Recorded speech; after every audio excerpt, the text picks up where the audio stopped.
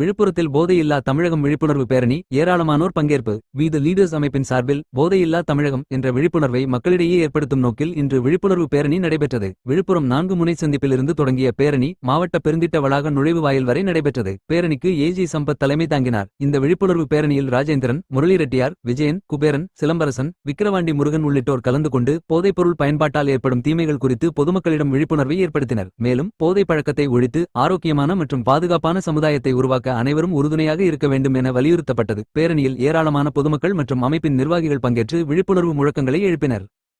இன்றைக்கு விழுப்புரம் மாவட்டத்தில் ஒட்டுமொத்தமாக இருக்கின்ற அனைத்து பகுதியிலிருந்து வந்திருக்கின்ற விடுதலை லீடர்ஸ் அமைப்பின் சார்பிலே தலைவர் அண்ணாமலை அவர்களுடைய கட்டளையை ஏற்று இன்றைக்கு அற்புதமான ஒரு நிகழ்ச்சி பேரணியை நாங்கள் நடத்தி முடித்திருக்கின்றோம்.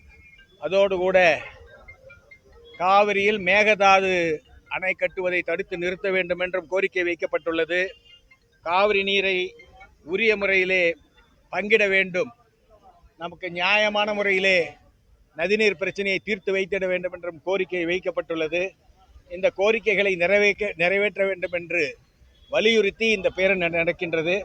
வேற ஏதாவது நீங்க கேட்கணும்னா கேட்கலாம்.